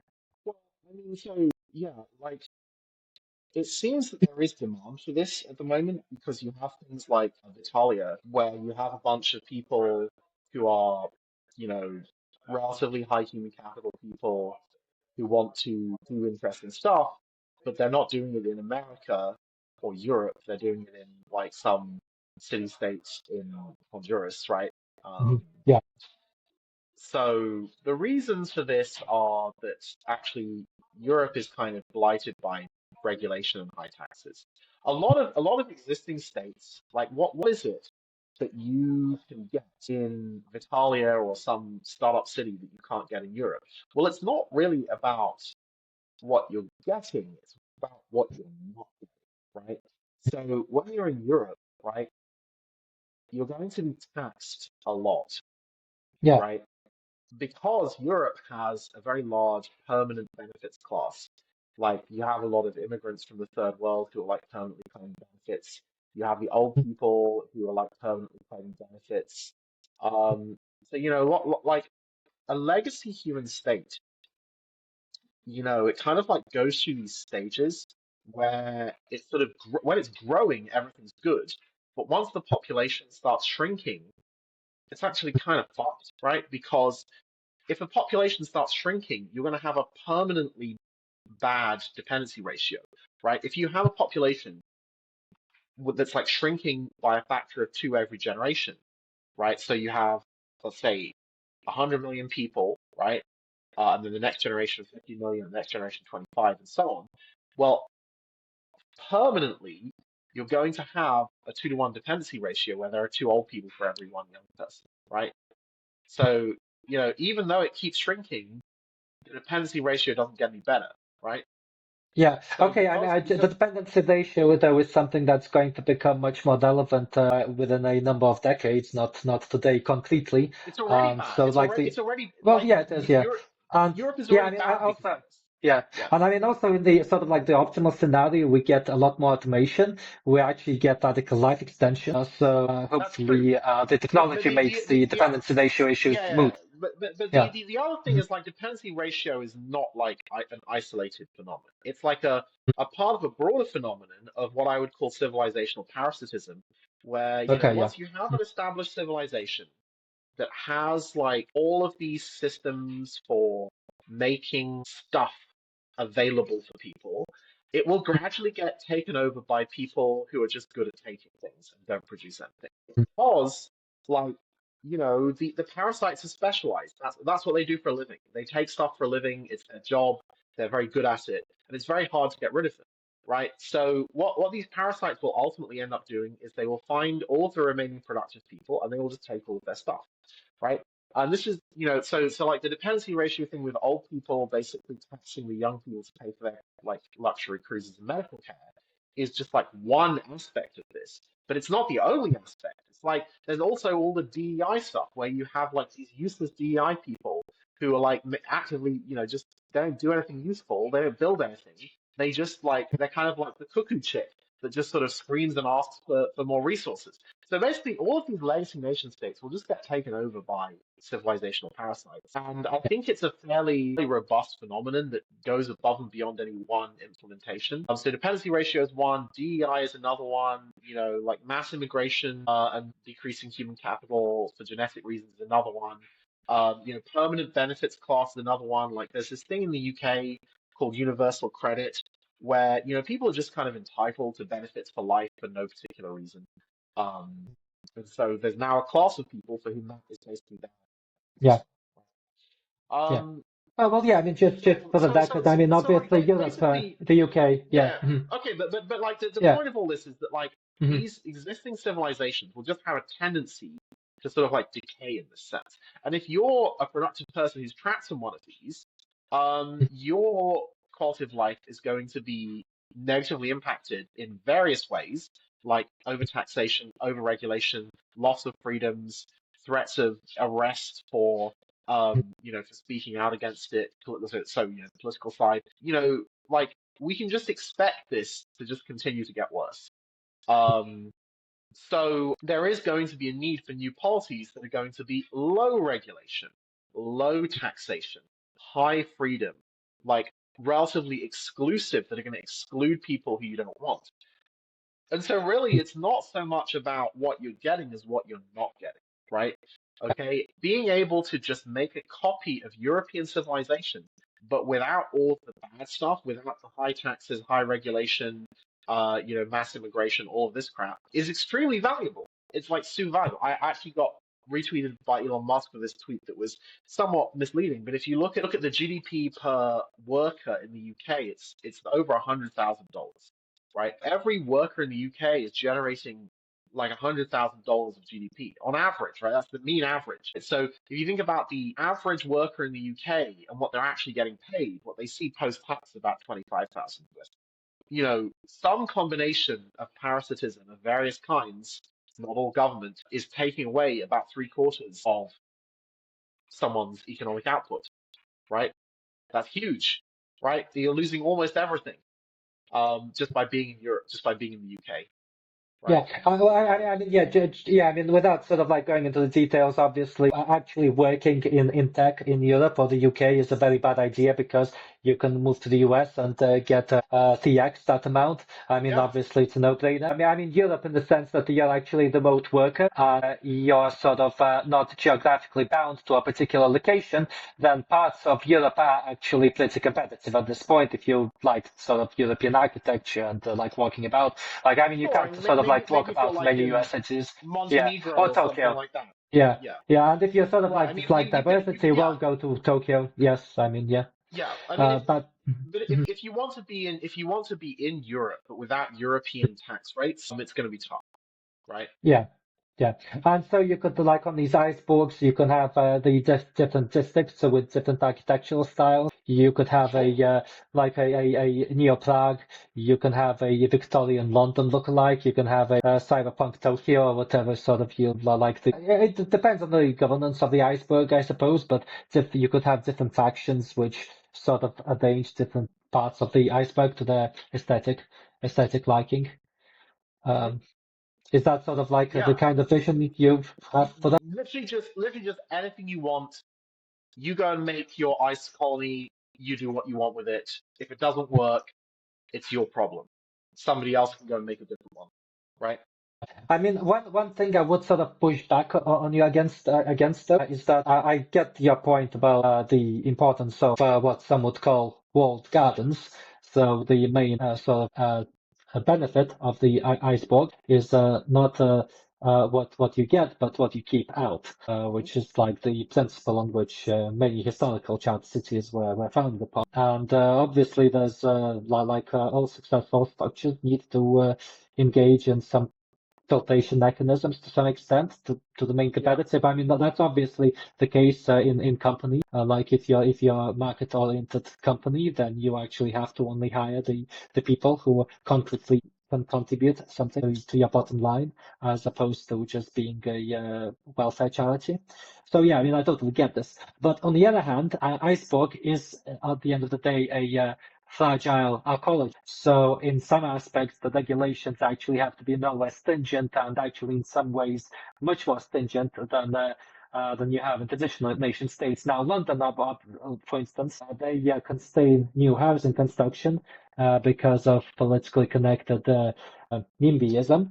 But you cannot really have YIMBYism on an iceberg because you simply can't allow people to construct whatever they want in the sort of like pretty fragile, constrained ecosystem, right? So Yeah, sure. I mean, you will need there'll some have to be pretty rules. significant restraints on freedom. Sure. Yeah, well, there'll have to be rules about what, about what can be built. I don't think it's going to be, particularly fragile because the top surface is going to be covered with concrete. So it's not like, if you accidentally drop a piano on the floor, it's going to make a hole in the thing and it's going to start sinking, right? Yes. Like it's not going to be like Yeah, that. but you Um, can't really open a factory that produces noxious pollutants as a right, byproduct for because example, yeah. of So the it's air going to be right. filtration system. So it's going to be relatively small, like, between 1 and 7 kilometers across. You're going to have extremely stringent rules on air pollution. So there isn't going to be any heavy industry on it. Oh, well, if there is heavy industry on one, then it's probably going to be one that's fully dedicated to heavy industry and doesn't really have anything else going on there, right? So you could have an ice stead that is just 100% heavy industry. All of the heavy industry factories are there, right? The air quality is awful.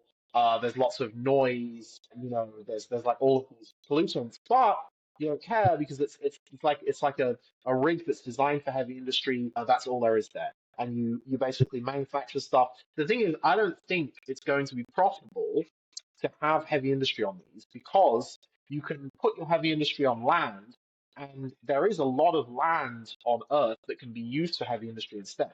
So we've already kind of like done this with the whole of the West has basically evicted its heavy industry and sent it to China, right?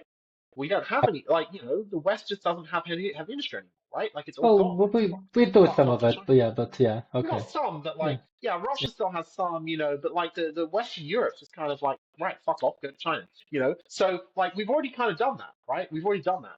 most of the industry that's in the UK, for example, is light industry. And you can have light industry on these, within like the appropriate district. Probably a good fit for an underground compartment because light industry might have some emissions, in the form of like some industrial chemicals and stuff at a much lower level, or some amount of noise or something like that. So you can contain that relatively well underground. But yeah, light industry, commercial and residential, right? So light industry, an example of light industry could be something like, say, a server farm, right? So you could have a data center that was being used for, AI computation or something like that. You could have that. Yeah. Um, yeah. So you can have Yeah, I light mean, industry. AI might be competitive because of the ocean cooling. You have the ocean cooling, and your nuclear industry is going to be much less heavy-handed in terms of the regulation. So you can have a nuclear plant there. So if you have a nuclear plant and you have ocean water to cool it, you actually have some of the cheapest power in the world. Yeah, and if it melts down, then you just sort of leave the iceberg and let it sort of melt away, Well, you could probably just and put it the sinks into nuclear the power ocean. plant. You could probably just put the nuclear power plant on a separate platform. Okay, So if there was a nuclear accident, you could just tow that separate platform away. or sink it because the ocean is really big. Right? You could sink it if you wanted to, but you could Yeah. just tow it away and leave it Oh, somewhere that else. yes. Yeah. Yeah. Okay. Yeah. So let's see. Yeah. Okay. I want to move to your iceberg. When can I do it, and how much would that cost me to get a spot with Praxis, whatever Praxis comes up with? I believe the price for that is $5,000 right now, or it was a year ago, back when I was sort of Yeah. investigating it, in return for a place in whatever city they get in Morocco or Italy or wherever it is that they finally settle on, to get a Vitalia access pass for a year. It cost me $500 this year, but that was like early birds. Now it's $1,000, although it's locked in for the next 2 years. And yeah, well, like when can I pay you, and how much would it be for a do in the iceberg? No, when can I move it? Well, before we talk about actually having people live in there, we have to verify that the technology that I've outlined is actually possible and works as described, right? Okay, yeah, So I think you can basically build an iceberg in situ out of Pykrete. I think the cost is around $1 billion per square kilometer for the structure itself. But I'm just one man, right? I mean, maybe I'm wrong, maybe I made a mistake. Somebody who is an engineer slash physicist needs to come and basically check the calculations before okay, we yeah, move forward. So that's basically where yeah, I'm at. yeah. So well, hopefully somebody influential is listening to you, and perhaps might be interested in hooking up and Basically, yeah. coordinating I mean, if efforts. look, Yeah, if there's somebody who has money who's interested in helping, yeah, if there is somebody who's interested in helping, I would actually found a company if there is an investor who's interested. And basically, the early investment would be high risk because you're basically paying a relatively small amount of money that would go to, probably a few $100,000 or something, that would go to, hire some people who are experts in the right fields to confirm that this actually does work. And then if it does work, we move forward. yeah. You actually should go to Vitalia Forever then, because there's a ton of people, and you're now based in the US, so it's easier for you than I, going I, there I from will I Europe. will be going. Yeah, I will be going. Yeah. Oh, very cool. For the full 3 months, or just for a few Yeah. weeks? Yeah. Okay. Yeah, and yeah, I mean, they'll probably have, they'll surely have a week dedicated just to the network states thing. So if you could get yourself a speaking slot, that would be a really good idea. Yeah, like some random people. So Patrick Friedman, Autonomous Capital, is like really into seasteading. Might be one person So to try to contact. Yeah. I've spoken to Patry about it. So Patry's take on Okay. this is that he thinks it's technically sound, or as far as he can tell, but he's worried that it will be hard to get 10 or 20,000 people to all congregate in one place that's physically remote, right? So if you build it in the middle of the Atlantic Ocean, and there's room for 20,000 people, he's saying, will you really be able to get 20,000 people to turn up, right? 20,000 valuable people to leave Yeah. their existing areas that have a lot of the stuff they like there to come to this new place. So he's worried about the social gravity effect, like the sort of social chicken and egg problem of like a city is valuable because there's people are there because it's valuable, right? So you have to solve that. Yeah. And part of it is like, you know, how well do things like Vitalia actually work? Like that seems to be going pretty okay. And so Vitalia is kind of like a test case for this, where you don't have any of the technical risk, right? You know, it's already there. There's like a tower block, there's rooms, there's places to eat, right? So, you know, all the physical infra is already there. You just need the people to turn up. So will the people turn up? And yeah, I mean, it seems like they kind of are, right? Yeah. Yeah, But I mean, I think Patty actually does have a point, and I want to briefly seg into that because Italy only has, I mean, obviously I love Italy. Hopefully I can visit as well. But the problem is that it's only got a few hundred people who visit. I think there were 200 or 300 people, yeah, at the peak in last February at the height of the inaugural Italy series of conferences. yeah, And a few hundred people is basically the hardcore of people who are into network states, into internet funny money, i.e. crypto, into life extension, into AI, or into all of this stuff. About the same number of people who attended Zulu in some capacity. So there's just a core of 100 people, which is sort of like just about enough, perhaps, to populate a cruise ship, which you can buy one of those old cruise ships for pretty hmm cheap, surprisingly cheap. Which is like the classical seasteading yeah, solution. And then right, you have the other extreme, which is the big cities like San Francisco, London, Berlin, where you can have nodes of people just interacting with each other in the context of a massive city, which has a massive amount of interesting services. That frankly, many of these services, an iceberg of 50,000 or even 100,000 people will not be able to offer. So just an example, the island of Roatan, on which Vitaly is based, that entire island doesn't have a single cinema. Now, obviously, the people in the iceberg, they're going to be a lot richer, so it will have a cinema or two or three, but will it have a cryotherapy like organization? Will it have like probably. a tradition of dance balls like Vienna had, like all these like what all these like cool big cities of 1 million people or more have? Yeah, Probably not. No. So that's sort of like the big question. It's sort of like perhaps in a zone in which it's at the same time not too big and too small at the same time. yeah. I mean, like 50,000-ish people is pretty big. You know, like if you think Yeah. about it in terms of like doublings, okay, so Vitalia is like 200 people or something. Yeah, which is the Um, Dunbar number. So yeah, everybody at Vitali knows each so other, and so 50, we have like a really good yeah, sense of community going, which yeah, will not yeah, happen in a city of 50,000 people. yeah, right. But like, you know, 50,000 is like a lot bigger than 200, right? Yeah. You know, it's like 250 times bigger.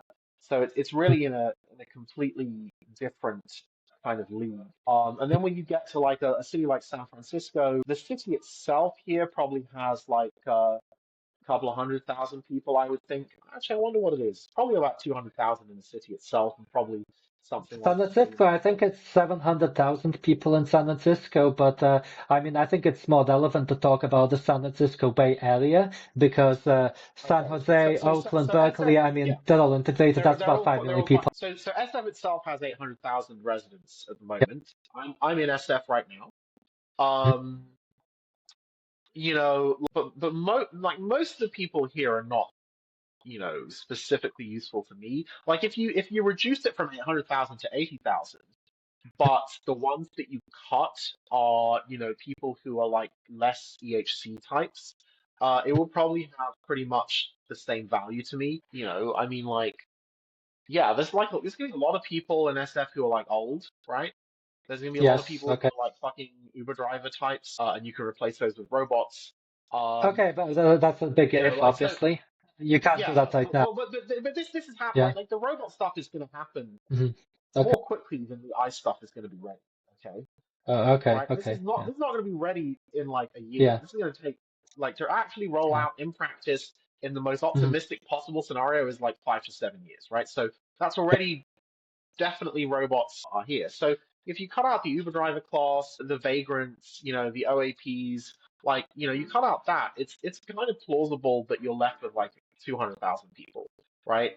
And still a lot of those are going to be like, kind of like they work for the I don't know. So they work in the government department of vehicles or the DMV or I don't know. They do some random thing that you don't really need. There's probably a core of about 150,000 people here who actually make SF valuable. So it's not crazy to basically say this thing is basically going to be SF if you just have like a somewhat higher density of the kind of people who actually who provide the most value, right?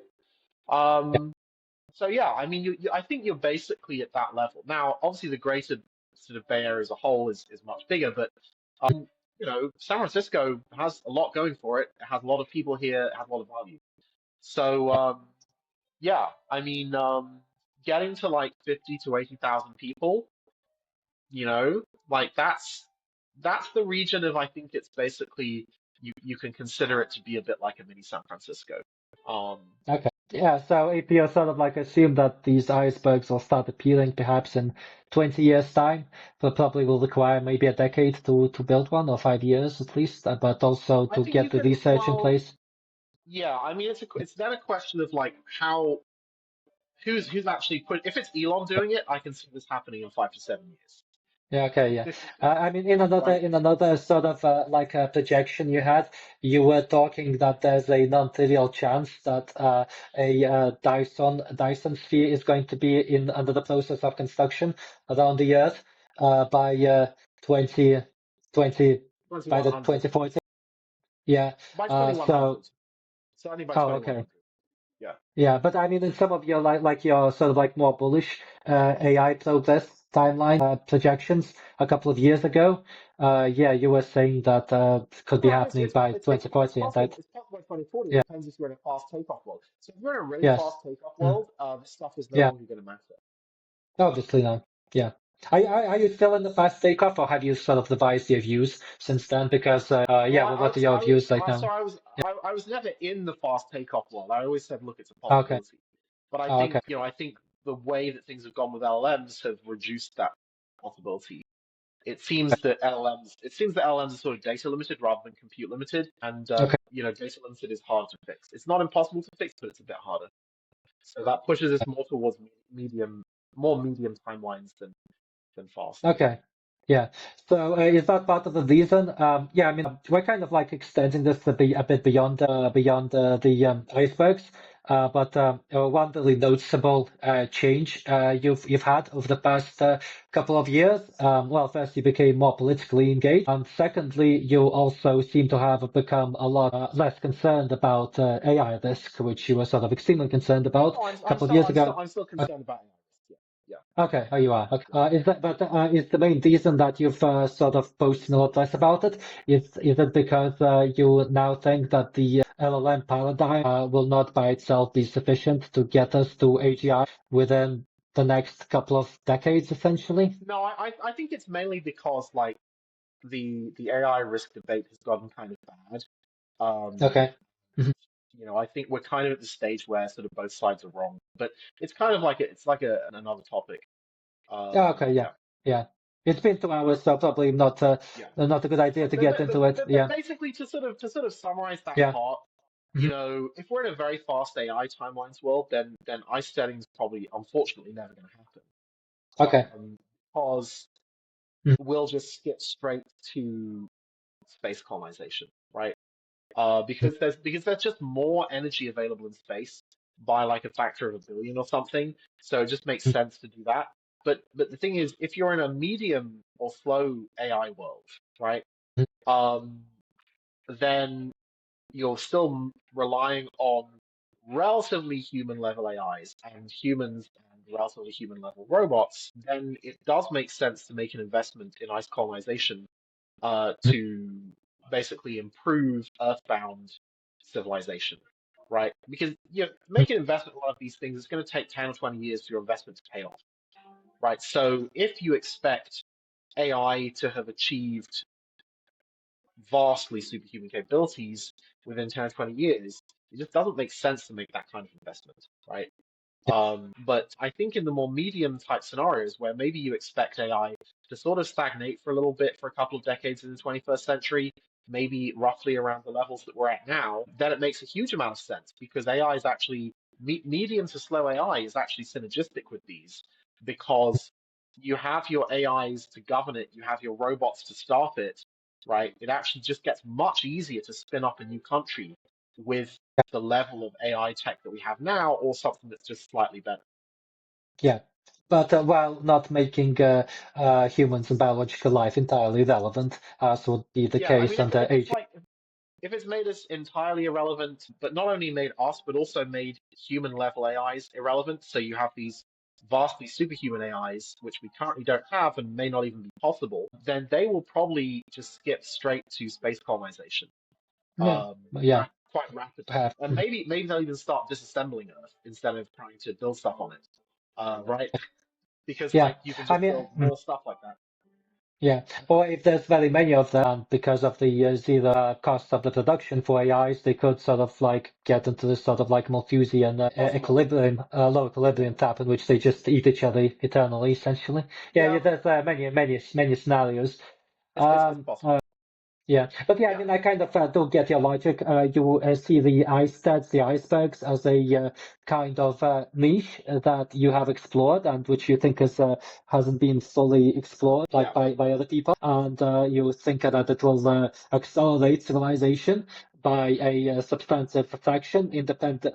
So, like, Hmm. if AI happens Yeah, quickly, then yeah, all of this stuff is irrelevant. And you say it's sort of like pretty similar to my logic for, say, advocating human intelligence enhancement. If the AIs come in 5 years, AGI, then obviously that's completely relevant. But if it's 20 years or longer, well, it actually becomes extremely relevant. Same thing with other sort of biohack stuff like life extension, yeah, like the other stuff in the yes. human space that people are interested in. Yeah, that's Yeah, right. one final question before we sum up. Any thoughts on the path forward for crypto? Are you still bullish on I'm currently Bitcoin, still bullish Ethereum? on I'm Yeah, currently still bullish on Bitcoin, Ethereum. Like I think we're no longer early in this cycle.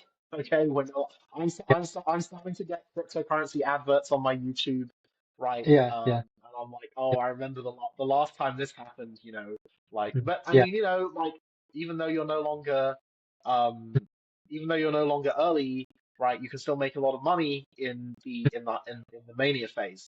But yeah, absolutely. I think the mania phase could be about to start or could already have started in some ways.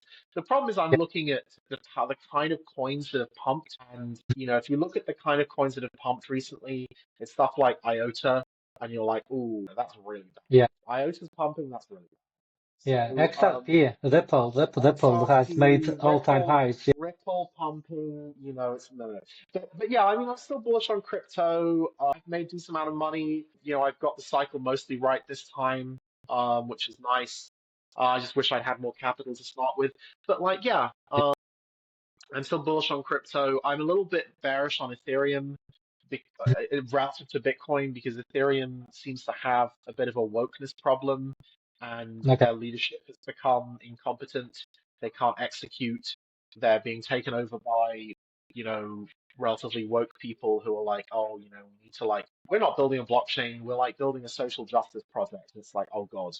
So like, yeah, the social justice people do seem to have got too much power in Ethereum. And the question is whether the sort of fundamentally techie DApp types who like reading technical blog posts can win political power from, the social justice Karens who are like, no, this isn't a blockchain, it's a social justice project. We need to like take all the money and give it to like, like transgender gardening projects in Kenya, right? Like, yeah. I mean, the question is, can Ethereum succeed in becoming, you know, professional and serious again I mean, as we I'm go not through sure that.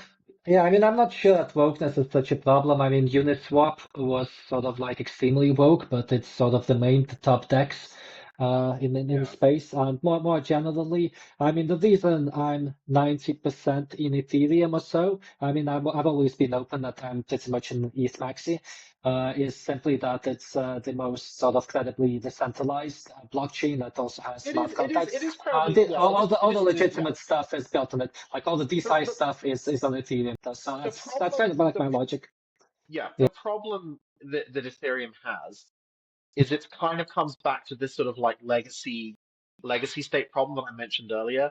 Like Ethereum is kind of a bit like a European country where, or maybe it's a bit more like San Francisco, right? Where there was like a tech project that was very exciting, people made a lot of money, right? But then a bunch of parasites came in and said, "Oh no, we need to take this money and like do other shit with it, and we shouldn't focus on the blockchain stuff. We should focus on the social justice stuff." And like eventually the thing just becomes dysfunctional, and Ethereum is failing to actually build, right?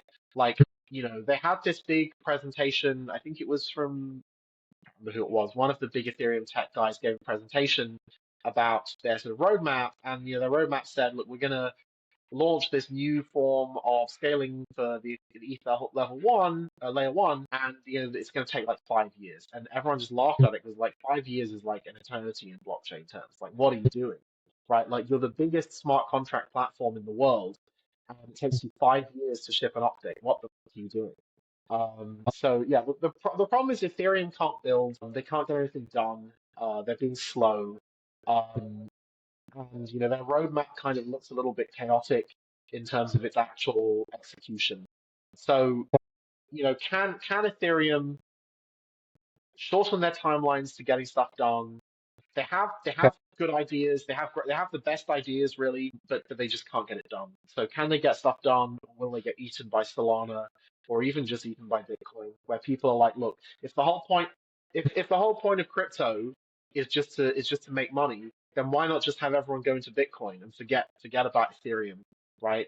Oh, I mean The that's whole yeah. I mean you can treat Bitcoin as a store of value, but you can't really build anything interesting on it. right, So that's sort of like the main thing. It the seems like problem, the right? only The, like competitor to the Ethereum is the Solana, as you said. problem with Ethereum is you also can't really build anything interesting on Ethereum, right? Because the devs are not doing their jobs and actually making Ethereum capable of building stuff, right? And they sort of, and like Ethereum's like about 10 years old. They kept promising that, oh, it doesn't work now, but in the future it will, right? In the future you'll be able to build stuff on it.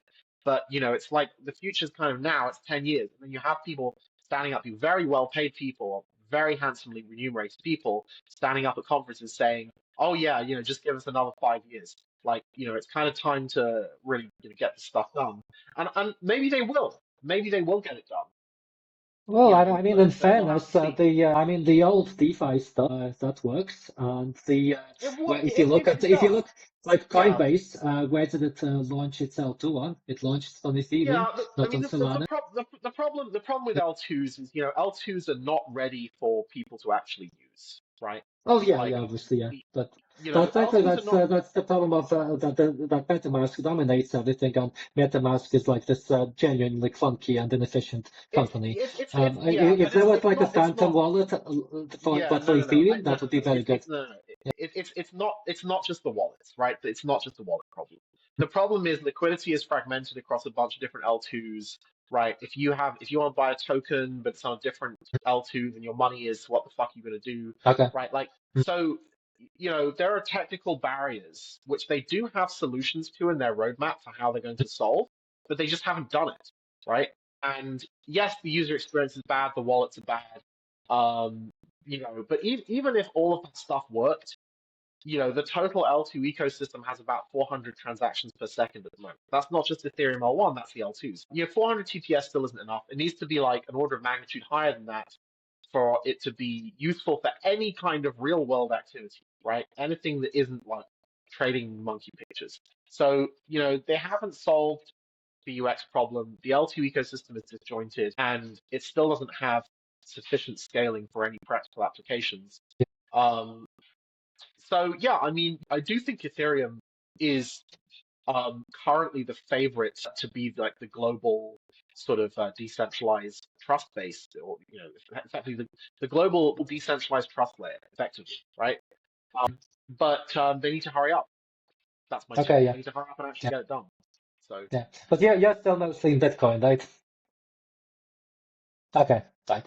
Okay, cool. Well, I hope everything pumps in the year of Trump. And yeah, I mean, yeah, as you yeah. say, if as you say, it's going to be if we're approaching the mania stage, and frankly we probably are, then yeah, it seems like possible that we peak this year and then have another 1 or 2 year mini bear market perhaps. But yeah, I mean, I would probably talked enough about yeah fine, just to speculate.